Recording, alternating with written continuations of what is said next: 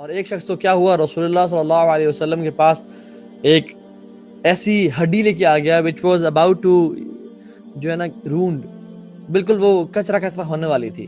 And he thought about it well. He thought that he has reached enlightenment and nirvana and ecstasy of his and the pinnacle of his intellectual approach. And سبحان اللہ، اللہ کے نبی کے سامنے کہ جیسے میں یہ مثال دوں گا تو everybody will be like یہ تم نے کیا بات کی، this is the point، اور سب حیران پریشان ہو جائیں گے. اللہ سبحانہ تعالیٰ نے جبریل علیہ السلام کو نازل کر دیا کچھ آیات کے ساتھ اور کہا وَضَرَبَ لَنَا مَثَلًا، یہ ہمیں کی مثالیں بیان کرتا ہے. وَنَسِيَ خَلْقَهُ، اور اپنی تخلیق کو بھول گیا. قَالَ مَنْ يُحْيِي الْعِظَامَ وَهِيَ رَمِيمٌ، اور کہتا ہے کہ اس ہڈی کو کون کھڑا کرے گا جب یہ بالکل بوسیدہ ہو جائے گی اور کچرا ہو جائے گی.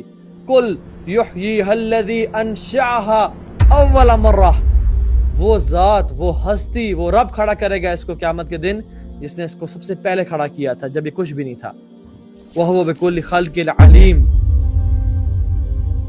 اینڈ رسول اللہ صلی اللہ علیہ وسلم نے یہ آیات جب پڑھ کے سنائی تو everybody was shocked. سبحان اللہ، what a reply. And he was put into his place کہ تمہاری کیا حیثیت ہے. مسلمانوں کا عقیدہ تو ہے کہ ہم لوگوں نے مرنا ہے اور ہم نے اللہ کے سامنے ایک دن کھڑے ہونا ہے جس میں اللہ سبحانہ تعالیٰ ہمیں ہمارا اعمال نامہ دیں گے، ہم اس کو پڑھیں گے اور اپنے تمام کرتوت کو دیکھیں گے جو ہم نے کیا، اور اس کا ہم نہ اللہ تعالیٰ کو حساب دیں گے. لیکن سچی بات بتاؤں، واللہ دل سے یقین نہیں ہے ہمیں.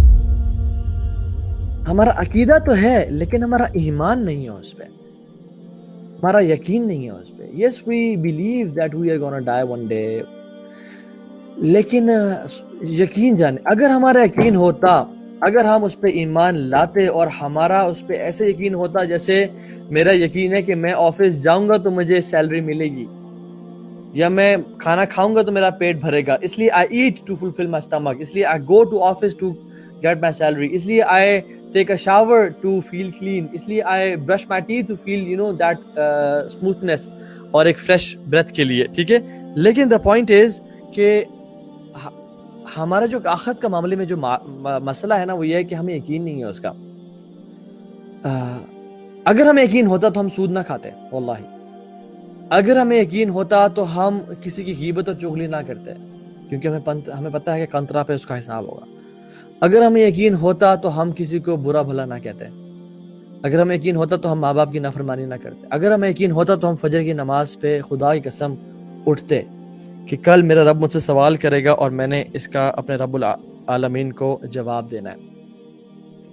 ہمیں یقین نہیں ہے اس بات کا، صحیح بات بتا رہا ہوں میں. ہمارے اعمال نظر نہیں آتے. ہم اگر آپ اپنے مال میں چلے جائیں، سینٹورس چلے جائیں جو ہمارا مال صفا گوڈ مال ہے، ڈفرنٹ آپ مارکیٹ پلیسز میں چلے جائیں، یونیورسٹیز میں چلے جائیں، you see people behaving like they are not going to die and they don't have to give a حساب ون ڈے. منہ سے ایسے گالی نکلتی ہے، ایسے نشوں میں پڑے، ایسے گناہ ایزیلی کر لیتے ہیں ہم لوگ کہ جیسے ہم نے نہیں مرنا، اللہ کے سامنے کھڑا نہیں ہونا. اب یہ موقع ہے، اس سے پہلے کہ موت آ جائے اور ہماری وہ رات قبر میں ہو، یہ اعمال کر لیں اور اللہ کی محبت کو اس دنیا میں پالیں. کیونکہ واللہ اس شخص سے کوئی بڑا خوش نصیب کوئی نہیں ہے جو کہ نیک اعمال کر کے جنت میں چلا گیا، اور اس شخص سے بڑا لوزر اور بدترین شخص کوئی نہیں ہے جو کہ اس دنیا میں ہی گھوم پھر کے اور تھوڑی سی عیاشی کر کے وہ جہنم میں چلا گیا. فمن زحزح عن النار وادخل الجنہ فقد فاز، جو جہنم سے بچا لیا گیا اور جنت میں داخل کر دیا گیا فقد فاز، یہ کامیاب انسان ہے.